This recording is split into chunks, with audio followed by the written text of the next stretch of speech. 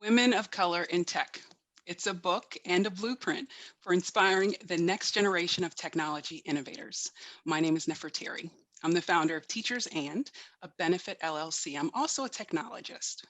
When it's just me and the technology, it's like magic. I'm in heaven, really. But when it's me, the technology, and others, there can be conflict. And although my story is special, it's not unique. For me, this book, Women of Color in Tech, helped me recognize that I'm not alone. Susanne Tedrick is an experienced cloud computing technical specialist and our beloved author. She's the winner of CompTIA's 2020 Diversity Technology Leader Spotlight Award, and her advocacy for increasing in diversity, equity, and inclusion is recognized throughout the tech industry. Susanne, welcome. Terry, thank you so much. It's a pleasure to be here. So, who did you write this book for, Susanne? That's a great question. I think if I had to really deep down think about it, I think I would have written it for the younger version of myself.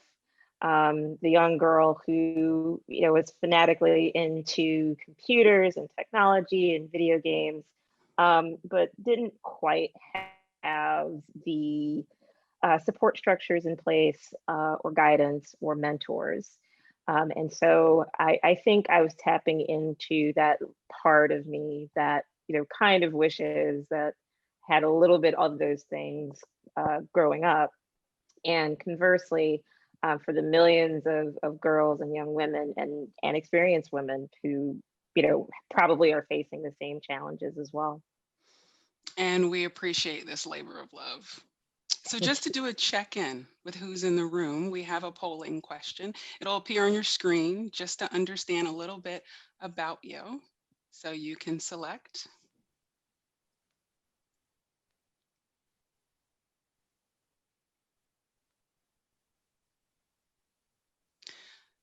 So for the replay, do you identify as a woman of color in tech?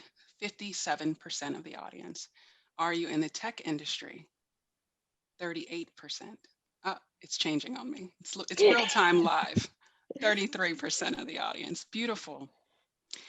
So I wasn't sure when I came across your book if this was expressly and explicitly for middle school girls. But I knew that studies show that girls lose interest in math and science during middle school. So I tapped into my network. I reached out to the founder of GLIST, Girls Lead in Science and Technology. It's an after-school club that encourages girls to get involved in computer science by teaching them how to code in a programming language called Python. This year, GLIST encouraged and engaged 66 girls in their summer camp. This is during the pandemic. That's 66 girls from 37 schools in 9 different school districts across Philadelphia, Washington, D.C., and San Diego. This amazing founder and leader, some of you know, Melina Danilidis. Melina, welcome. Hi, Ms. Strickland. It is such a pleasure and honor to be here. And this experience was so amazing, and I'm so happy to engage in this discussion with all of you. Now, I know sometimes I consider myself a little special. She calls everyone Mrs. and Mr. It just really shows what a great job her parents have done. So this book was meant for your campers, but I believe there's something there for everyone. What did you take away from the title, Women of Color in Tech? Right. I'm glad you asked that, because I think, as I've been saying throughout these past few months of engaging in our discussions and reading the book, it really is absolute gold. There's truly so much to learn about tech and the many options that exist out there. And it's the perfect resource for our GLIST girls to really gain a general understanding of technology while they continue to deepen their programming skills and begin to think about a career in technology. And I think that combination of having the general understanding while you're also deepening in a specific skill, which we've also learned from the book, that makes for a really an extremely well-rounded technologist. And I think I'll also say, in a bigger sense, reading Women of Color in Tech was also a huge moment of realization for GLIST in, I think, solidifying its values. Because we know that we are student-started, student-led, student-driven, and that even our curriculum in Python has been developed by our own members since 2016, and it's taught by experienced members or instructors of similar age. And that, I think, also connected to a lot of the ideas that we had read in this book throughout our book review. So chapter 6 on building your skills. That's kind of where our curriculum portion comes in. Chapter 10 about volunteerism, and how the curriculum is taught by girls that are in middle and high school and in college volunteering to teach Python to other girls. And that transition in learning to teaching the curriculum also gives them the confidence and locks in their skills. So that again connects to the importance in and having the resources to build your tech skills. And then that also comes on the other end where we have how empowering it can be for a middle school girl to learn and look up to someone who is either their exact age or just a few years older. And it's like learning from a friend. And I think what kind of helped us realize the value in that was in reading the final chapter of the book and the role that volunteerism plays in building accessible role models, and how we try to make sure that our girls both have the opportunity to gain the skill, but also share it with others, and be a person that another girl who wants to learn how to program can resonate with within their community. Yeah. I love it. And I'm sure that those that have not met you are like, this young lady is amazing. And her GLIST girls are amazing as well. Melina is currently on gap year in Greece. So she managed everything, including this summer camp, virtually. In the fall of 2021, she'll come back to us in the greater Philadelphia area to attend the University of Pennsylvania, majoring in computer science. So this space, this virtual space that we've all been living in for what seems like forever, was made possible by our friends here at Venture Café. And both of my favorite cafe leaders are with us here today. As the VP of Ecosystem Development for the Science Center and founding executive director for Venture Café Philadelphia, Tracy Brala is joining us. She's charged with galvanizing, convening, and amplifying the innovation ecosystem here in the greater Philadelphia area. Since the Science Center opened Quorum and Venture Café at 3675 Market Street, the team has been under Tracy's leadership and has convened over 50,000 people from around the world, and soon to celebrate their 100th Thursday gathering. Tracy, welcome. Thanks so much, Neferteri. It is truly an honor to be here among this group and with this with this amazing author. And Melina, you and your team are humbling. I mean, just the work that you've done at your age, I think is really a testament to the last chapter of the book around giving back. And we had the pleasure of having a call before this earlier in the week, and had a chance to meet. And I personally shared with the author, while I am not a person of color, I thought the book was incredible for me as well, having been in the tech space for 10 years, transitioned into the tech space after not thinking I was a tech person. And I really appreciated and wished the younger version of me had the book, and clearly will pass it along to others in my life, because I think sometimes there is a stereotype that you may or may not be good with technology. And the reality is technology is so much a part of our lives, and that there's really a place for everybody in technology. So as I said, I spent 10 years in technology prior to coming to my current role at the Science Center. And in that role, I started out as a marketing person, launching new products. So much of my career has been around launching new products. I had not necessarily done it in the tech space previously, and ultimately, moved my way up into a product management capacity. So I was leading teams and saying, where does our technology go? And doing research from a consumer standpoint to figure out where we needed to go. So I truly believe there is a space in technology for everyone, and appreciated the insights that Susanne shared, because I think she really made it very approachable. So honored to be here. Thank you. Thank you, Tracy. So you all know we've made a lot of strides. Women in the United States specifically, we've made great strides in education and entry into the workforce. However, these advances have not done a whole lot in the STEM field. Science, technology, engineering, and math, collectively referred to as STEM, still has a deficiency of women, and specifically women of color. So during the rest of our time together, Susanne will share her thoughts with us in a fireside chat format. That's what my lighting is all about. I was going for the fireside chat. You've got the shadow in the back, right? Going on.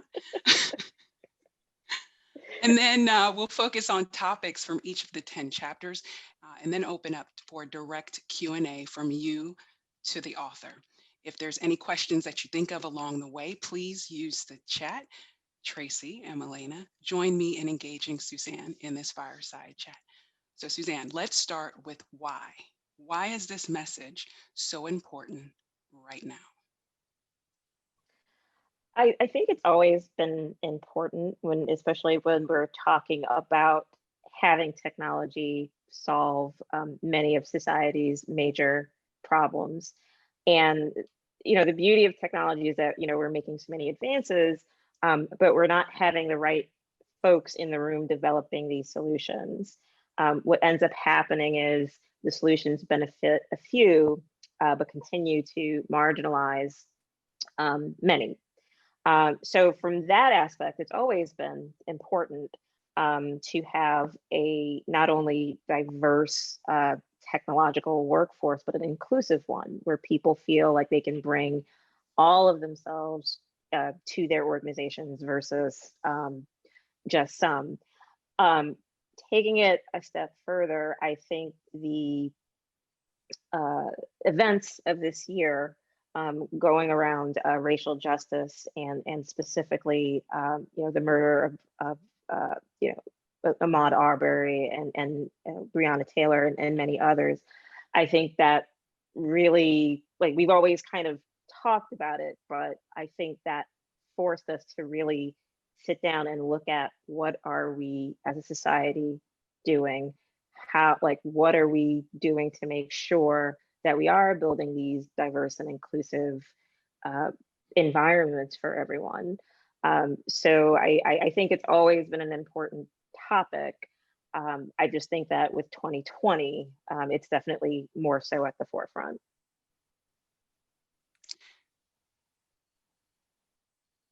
Tracy and I both opened our mouth at the same time. I thought, I'm watching you.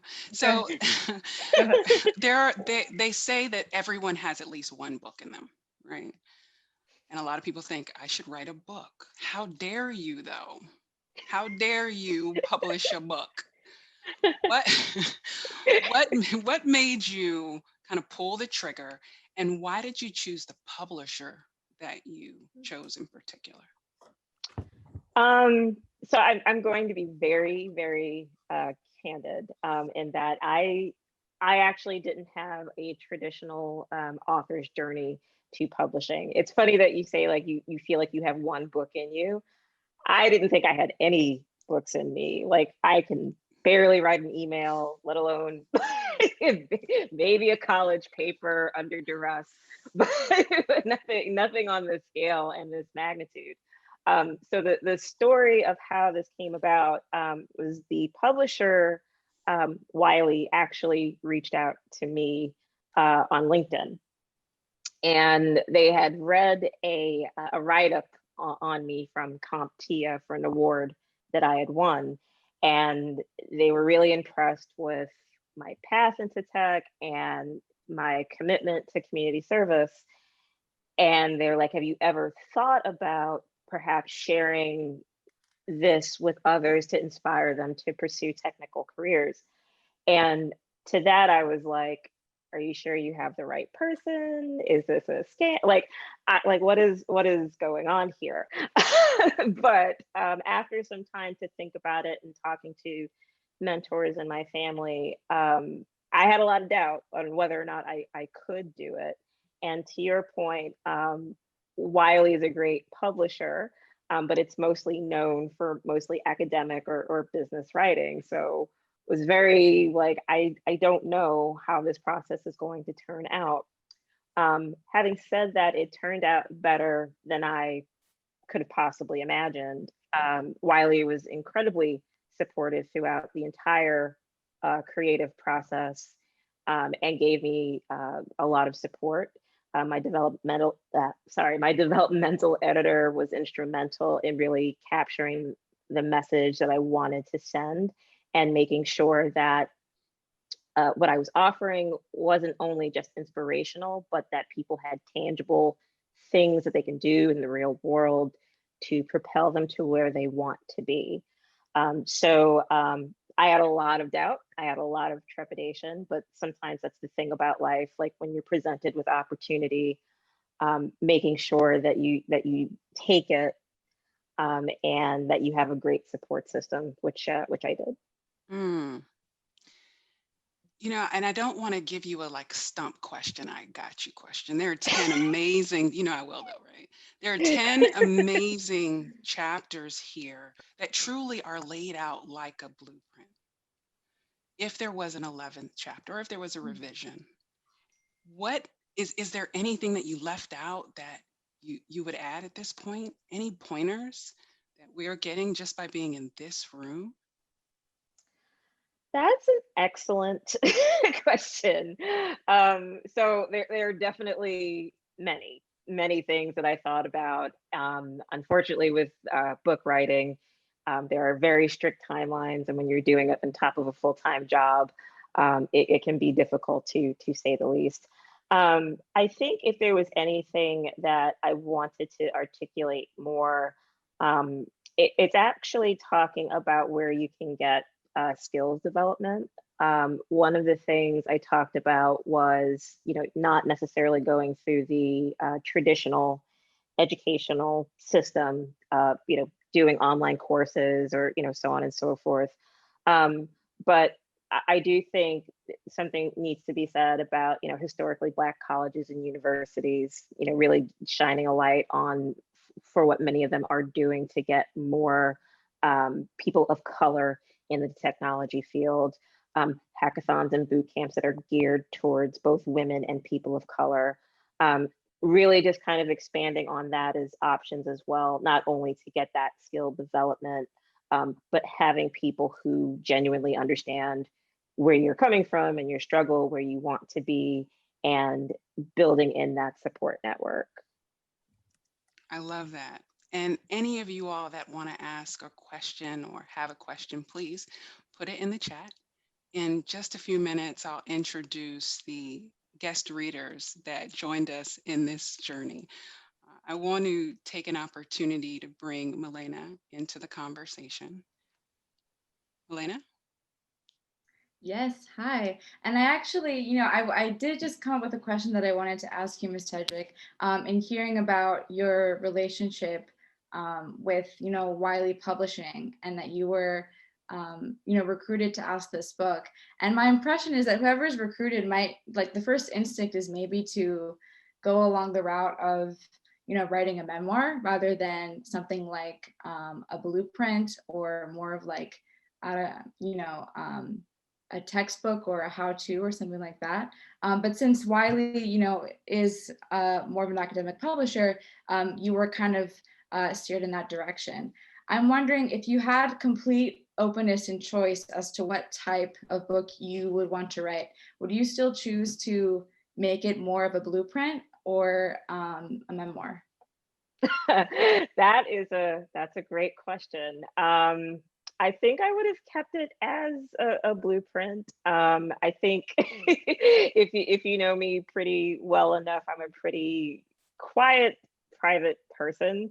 I have been told like, oh, you should write a memoir. I'm like, no, I'm good. I think my mindset has always been, I like to be in service of others. And not to say that a memoir of, my life wouldn't be helpful for people.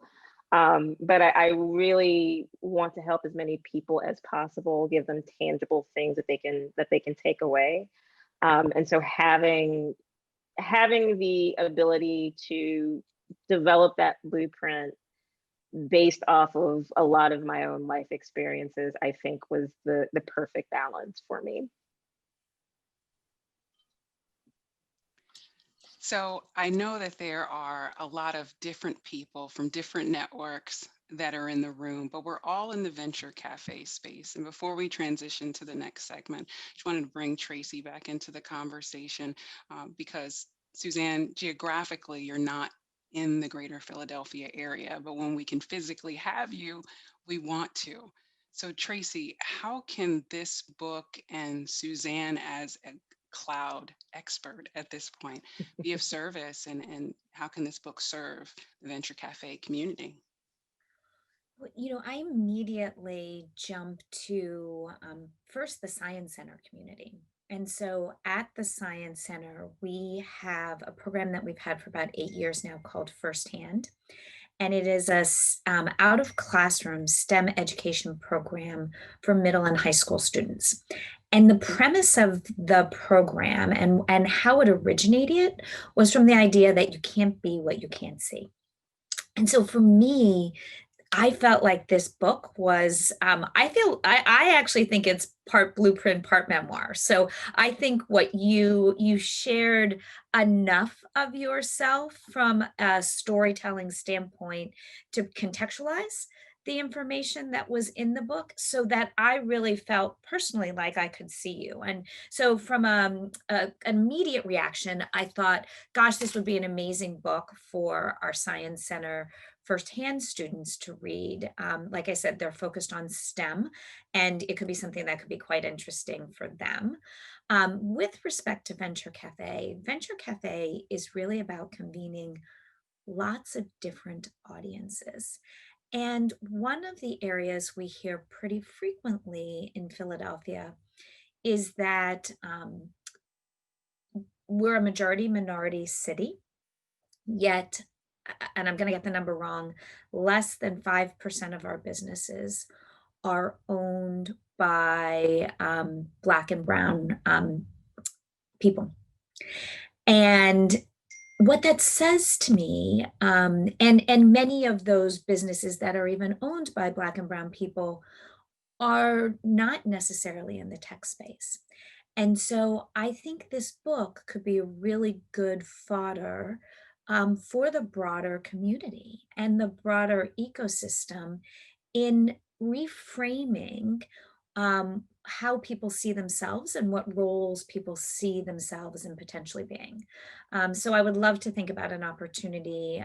We've had book clubs as part of Venture Cafe in the past, and maybe there's an opportunity to use your book in that context as well.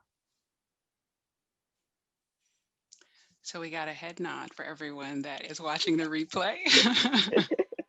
I would love it. So along this journey, which it was 10 chapters, for those of you that didn't get a chance to watch the reel on YouTube, we will put that link in the chat for you. We invited a guest reader in to have a dialogue with the author about the chapter and the contents of that chapter. And then that video would be viewed by GLIST girls, 7th and 8th grade girls who are learning to program in Python. So if you are a guest reader and you're in the room with us, so we can identify you, I'd like you to put your hand up. Benita Gordon is an educator and founder of the Education Concierge podcast. Kathy LaJoy Malik is a technology program management executive. Gary Johnson III from Venture Cafe is a program manager and experience designer. Ashley Turner is an academic technologist, and she is the founder of Philly Tech Sisters. Daniel Aguirre, he is a STEM consultant and community organizer. Kelly Garcia-Ramos, UPenn scholar and GLIST instructor, and drone pilot Sherry Williams. So just raise your hand so our Zoom guru can know that you're here. Benita, you were pretty early on the chopping block in terms of reading along, and it looks like she might be driving. She's waving. I'm at a light. Let's go. Safety Everything. first. Safety Yes. first. Get stationary. Daniel's here with us as well. Daniel, will you unmute? Hello. Hi. So you came in pretty early on the conversation. What do you feel like you took away in hindsight after thinking about our dialogue? What did you take away from joining the reading? I actually started focusing on something that Susanne touched on a little bit earlier in the conversation today, and that feeling that I'm going to name, which is imposter syndrome, and feeling like I'm a technologist, but am I an author? And just like all the unlearning that has to happen to believe in the power that you actually have, right? And so I'm curious about how you navigated that. I'm also curious about the support you received at an early age, because it's one thing to have an interest in STEM, and it's another for your support circle to identify that interest and then nurture it, and then have opportunities that exist to nurture that interest. And so I'm wondering a little bit about that journey. That's kind of where my head has been. Yeah, no, thank you, Daniel. So yeah, I will be candid that imposter syndrome is something that, even now is still something that I struggle with. And during the writing of the book, it kind of went off the rails, off the charts in terms of how it got. And the best thing for me in combating that is always challenging negative thoughts, like really sitting down and really looking at them for what they are, and then analyzing, is that really true? Is there an underlying factor that is causing you to feel that? So thinking about the approach from Wiley, I mean, there were times where I was just like, why in God's green earth did they pick me to write this book? And then I literally had to sit down and be like, Susanne, like, they're not stupid. They saw something in you. They see the work that you've been doing. You know that you've put in a lot of blood, sweat, and tears to get where you are now. And they're perceptive enough to see that. So you have to trust that, like, you can't constantly second guess it. Otherwise, you're like, are the people at Wiley fools, or all your friends and family fools? Like, they all know that I have that in me, and that I have that drive. And so, just really believing in that. And when the negative thought came in, to just really pick it apart, and try to make it as small and compact in my brain as humanly possible. In terms of support, so my dad definitely was the person that really put that spark of technology in me growing up. Unfortunately, we had a family situation. I talk about it in the book, but my mother had been ill, and that really put a pall on much of the family dynamic, caregiving, and things of that nature. So for me, it wasn't so much just getting support in STEM, but rather survival and making sure that the house is running in the way that it should be.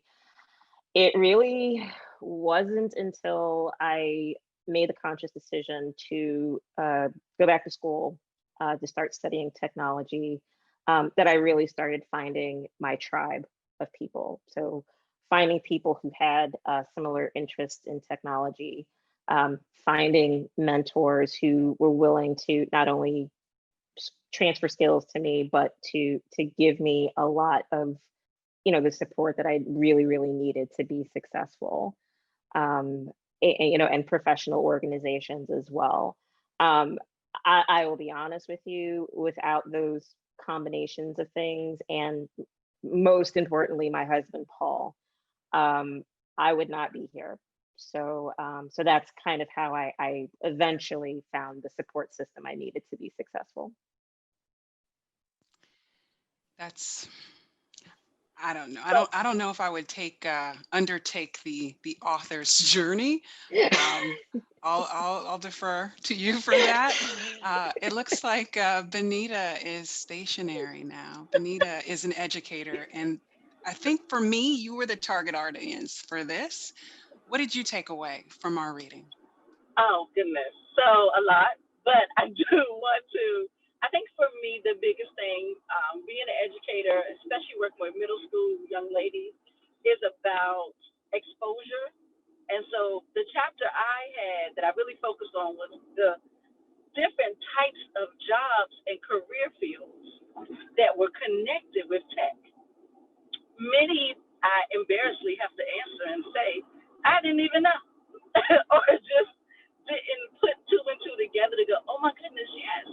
Or just even saying that they could carve out their own career path and their own job, especially now as we're going into the 21st century, as we've been in a pandemic where what we thought was right isn't right, and what we thought was normal is no longer that case.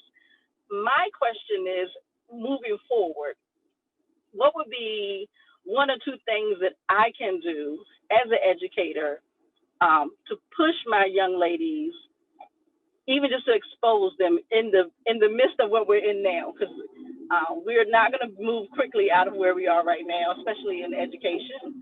So how do I continue to expose my young ladies and give them, I don't know what you would call it, the road map, or give them a map to the career fields that are connected with tech? Great question, Benita. I think what's important, I think what Tracy was saying before is a very important thing to keep in mind, in that, we're all in tech in some way. So I think it's really important to articulate that, be curious, like thinking about fashion, thinking about that intersection between fashion and technology, all of the things that you can do. You can make wearables, or you can be the person behind the scenes. So really encouraging them to be creative and to explore career interests, because technology is changing so rapidly. And the adoption of technology in different industries is going to continue to change.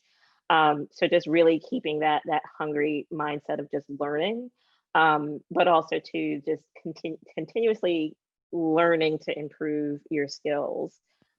So I keep emphasizing this to people, because like I looked at what my my learning hours were for work, and it's like over 500 hours.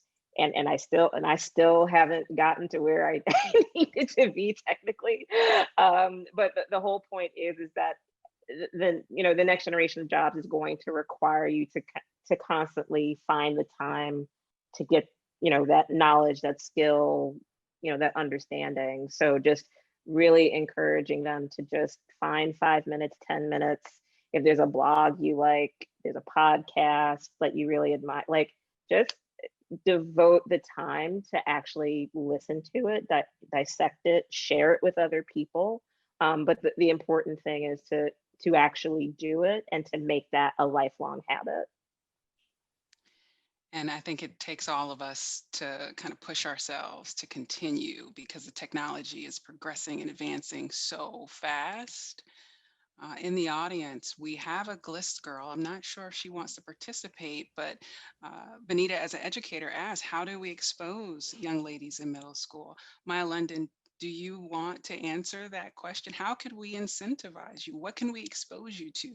Do you want to fly drones, or do you want to program robots, or what is it that you want to do? I mean, drones do sound really cool. Like my brother's had a drone or two. and I've always been kind of scared of them because I'm always afraid they're gonna like crash and hit me. But I think, yeah, like exposing them to like things that are like they might not be directly linked to computers, but even if they have like a small correlation to tech or programming, like anything like that, just like even if it's like a little thing, it can, I guess, light the fire that could make a girl want to go into tech. Awesome. So Melina, can I get this to you for her? I'm going to send, well, I don't know if I need to send it to Greece, but Absolutely. let's figure out how we can get that. We're gonna So make it Maya happen. London, let's do that.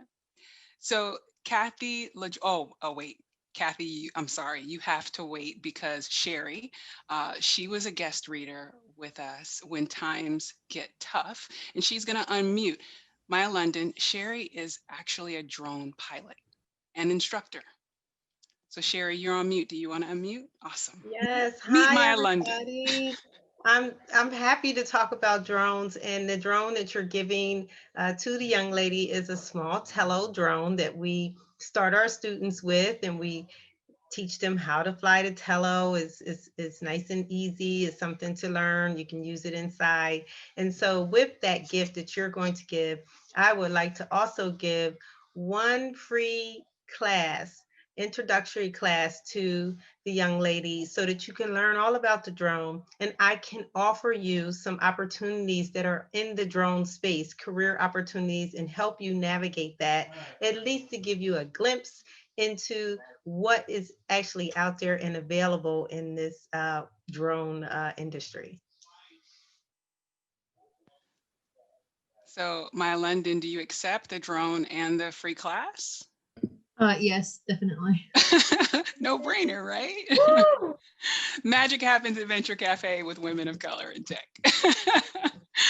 So Sherry, because we asked you to unmute, what did you take away from our reading together? And do you have a question for Susanne?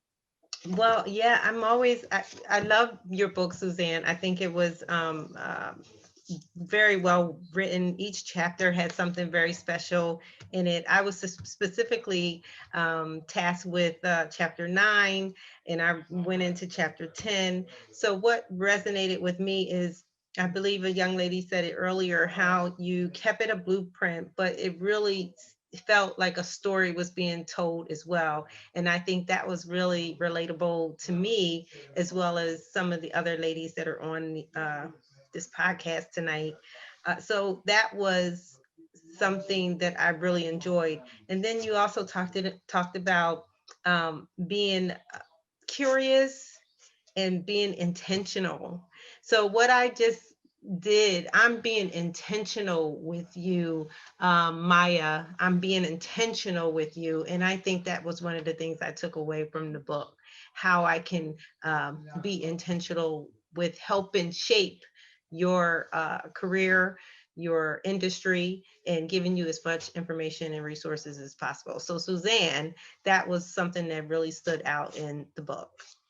Thank you. Yeah, it really was important. But while I didn't want it to be a memoir, it is one of those things where I'm asking you to devote time and energy and trust me on this journey.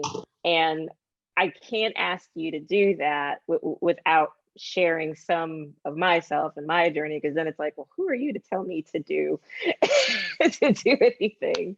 And you being intentional is really important, especially when it comes to things like mentoring and volunteering, because people pick up on sincerity and that, like, this person really cares about me, this person really cares about me being successful. And having like interactions with that where you're intentional and you're sincere, I can't tell you the amazing effects it has on everyone around you. Yeah, I feel it. I hope you feel it too, Maya. I'm super excited to share with you. Well, I think another takeaway, because of the spontaneity of that, I literally had the tello on my desk. So the spontaneity of that is, if Maya London didn't speak up, if we don't speak up, if women of color don't speak up, if women don't speak up, if people don't speak up, how do we know what you need? And that trust that Susanne talked about, you have to build that trust with people, and don't make it such a long trust building process. It can be quick. And someone that I invited into the reading circle was Kathy. And I know you have a Penn State engineering thing to be at soon. So I thank you so much for joining us again. What did you take away from the reading, Kathy? Maybe two quick thoughts. First, an applause for Susanne Tedrick and her work and the heart that she brought to it, which is about sharing ideas on not only what to explore that is out there, but also how to explore, recognizing that it's an evolution. And then secondly, your use of the word partners earlier just further connected me with how you chose to write the book, in that it does reflect the importance of partnering with resources that are institutions or companies or the long list, and partnering with people. And that it's, from, as you said, it's genuine, and hats off Neferteri for emphasizing it doesn't have to take forever. So important. This is, I will share something that I learned from a wise leader once on this topic, which is pretty much go for it, short version. And then after that particular meeting where you just decided you're going to go for it, ask yourself after it, what went well, what didn't go so well, and is there anything I need to clean up? So don't be afraid of going just a little too far sometime and needing to go back and say, well, I might not have been clear about X, or I might have made a little mistake about Y. Let's have a second conversation to further clarify what I meant. So thank you both. Kathy, thank you. You definitely articulated a lot of the things that were very important to me. No one's successful alone. We all need each other to be successful. I know that partnering with you, many of the guest readers, Neferteri and Melina, by far is like one of the most positive experiences and most wonderful experiences I've had this year, and something that I'll hold in my heart for a very, very, very long time.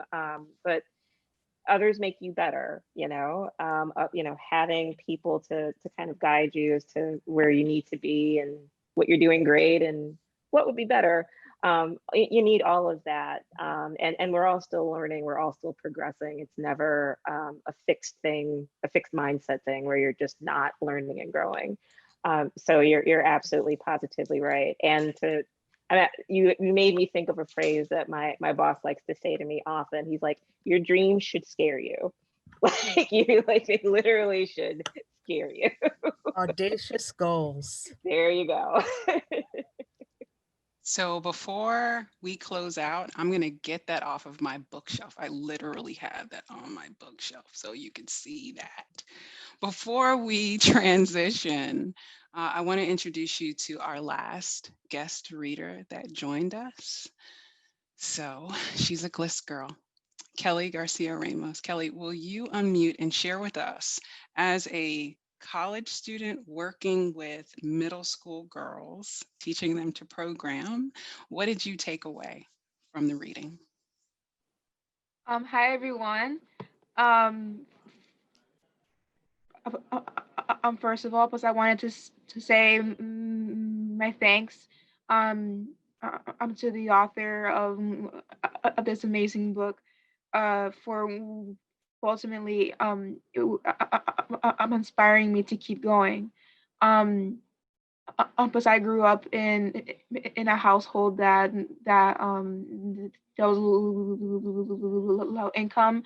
I didn't have many resources, but I always had a goal in mind. I always thought to myself that there was something bigger in my life that I had to achieve, and I really connected with that when I read your book, Ms. Tedrick. I saw that you had that same vision for yourself, and you wanted to become a better version of yourself. And when I teach young girls how to code, actually my first time was with Melina in GLIST in the summer, and because I work part time with the students in the Philadelphia School District to learn how to code. And like every day that was I work with them, I see a spark in them. I see like I see myself in a way. I see that they have ambitions, they have a dream that they want to be, that they want to achieve. Because I even had this girl tell me she was 8 years old, mind you. She said that she wanted to start a company, and she wanted to learn about how to fix computers and to make a world a better place. She was 8 years old, and her saying that was truly inspirational. And and just going back to onto this book, because it helps. I think it helps people like me and people like her who who don't exactly have the right resources in hand, but researching and learning more about it can increase their chances of getting it through inspiration and just getting those resources. So I'm very grateful for Ms. Tedrick and for this book club. Kelly, thank you. I'm so, believe me, this is hearing that. I can't tell you how moved I am. And thank you, and thank you for everything that you do for this girls, and helping to make the pathway for future leaders a whole heck of a lot easier. You are definitely a leader, you and Melina and all of the other GLIST trainers, and I am better for knowing you and all of you intimately. So thank you. So if you have any questions for Susanne, please place it in the chat. These 10 chapters, I feel like it went really fast, but there was so much information, so much to unpack from week to week, but we made it manageable. Melina was great on engaging everyone in the room. And we want to take a brief look at those 10 chapters, Melina. Hi, thank you, Ms. Strickland. And also, Kelly, hearing about that 8-year-old girl, let's make sure we get her, a book code of women of color in tech. Like, you let me know, we'll connect her with her. We got a bunch to hand out and distribute. So, yes, I wanted to actually, with the guest speakers in mind, now that you've all gotten the chance to introduce yourselves and speak, I did want to ask, for our GLIST readers who may not be in this session right now, but who may view it, once in retrospect, and to their caretakers, what is one final thing you would want to say specifically to them in regards to this book, and to the role that their caretaker can play in supporting their career in tech? Because we do read about the important influence that our environment and our family can play in our careers. So how would you respond to that? And I think this would be a great time to use the hand gesture, the hand raise.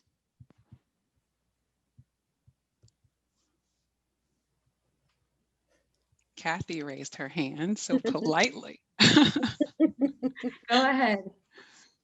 I would say when one embarks on the book, and everyone should, one should plan to do it again and again and again and again, because we keep learning and we make new observations when we come back to the same subjects and we push ourselves farther. And I feel like Ms. Tedrick really provided a robust roadmap. And as individuals, we might be focusing on one or two topics at a time to excel in. The next time we want to choose one or two other topics. So it's a very useful tool to use many times. Thank you. Thank you. That's wonderful. Any other hands? I could say hard to follow that because that was really incredibly insightful, but I did have a similar thought, which was this idea around intellectual curiosity. And so constantly being in a state of wanting to learn and looking at everything with a lens of possibility. For me, the book was a foundation for that and can continue folks to kind of push in that direction. And I think, it was really Suzanne's comments earlier that kind of led me to that lens of thinking. So thank you for that. I just want to add for the stakeholders, so the parents or guardians, and sometimes we say the adults, the kids, adults in their lives. I think one of the biggest things is to pay attention to how your child learns and how they do things. Just even, I have a lot of students who take things apart. They know how to fix everything in my room. And so it's little things like that that we're able to, just say, okay, maybe I need to get them into a GLIST. And then always be on the lookout for organizations like GLIST or camps and different things to just expose. Like they may be like, I don't want to do it again next summer, but they may say, I want to do this, and end up being like the young ladies leading their own camps or mentoring other young ladies, mentoring other young people in their community. So I think it goes back to paying attention to how your child learns, and then paying attention to what things are offered in your community, especially online. Like now we're just an online generation, and never be scared of funding. We can always find you funding. So if it's something that you're thinking you can't afford, reach out. We can always find some funding for you. So that's what I would say to the stakeholders, to the parents, the guardians, and other adults.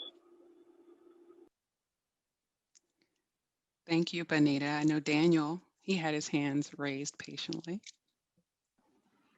Oh, I think Benita got it right in the head. I think when we think about diversifying STEM, we're always trying to inspire kids, and we're not thinking about the support system around them and the inspiration that they're going to need and the tools and the resources to navigate getting them to the starting line and all the way through to the finish line and into their first year in a career. And I think that parents and guardians need those tools. And I think this book isn't just for young girls.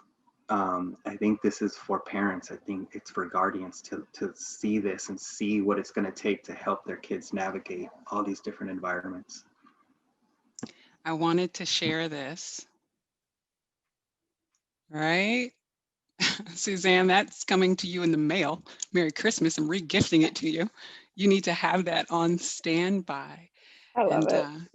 We've come to the end of our time. Suzanne, I want to ensure that if you have any final thoughts, that you can go ahead and share that before we close. Other than to say this journey has been remarkable.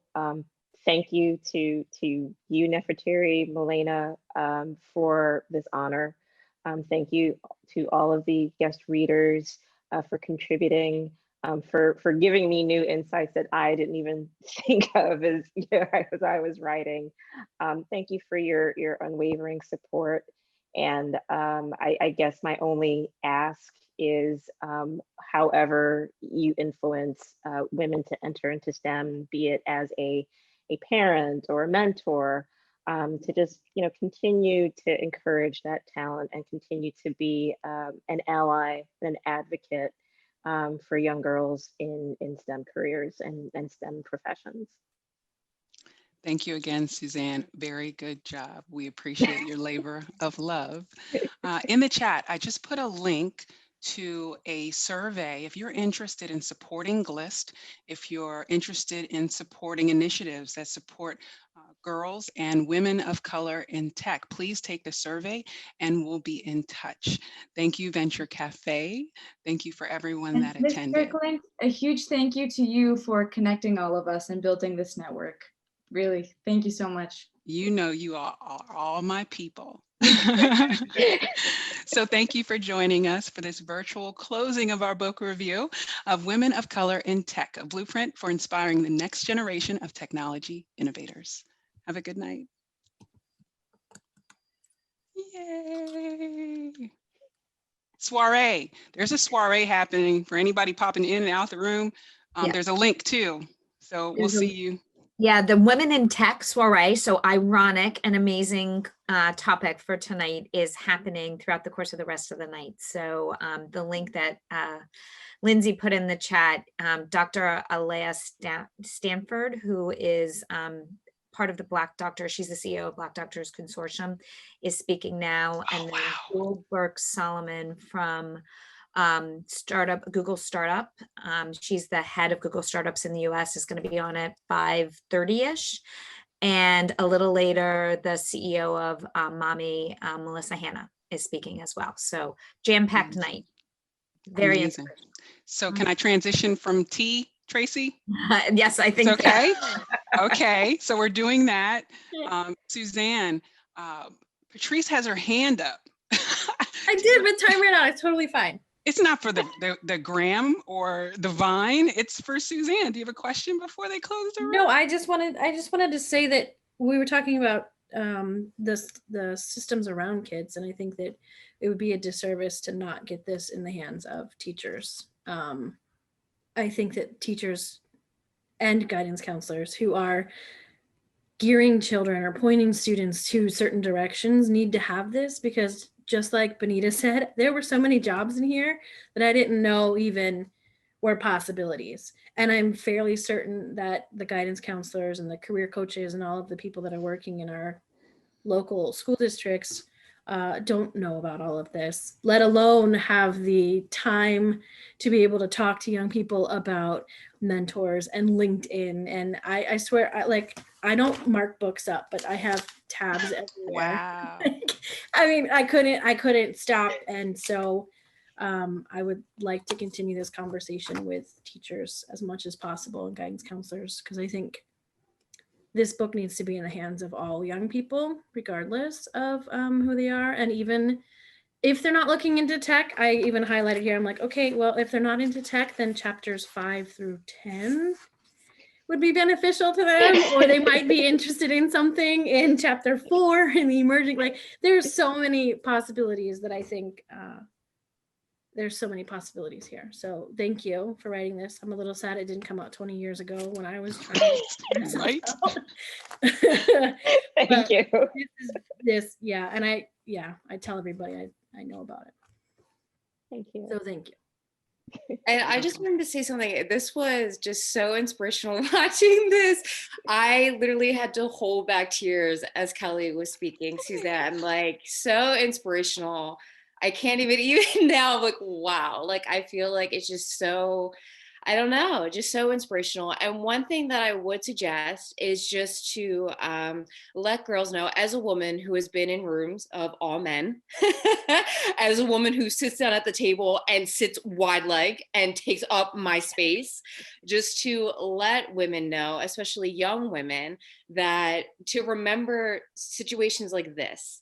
And to remember encouraging environments like this, because it can be very lonely when you are a woman. I'm assuming, especially if you're a woman in tech, when you're in that room and you are the only woman of color. So just to let these women know, you are supported, you do have a support group, but you're not going to find that in every room you go in. So when you are in a supportive room, file that and keep that in your mind, so that when you are in a room that's not so supportive, keep it in your mind, like, no, like, I'm not finding that support here, but I do have it somewhere else.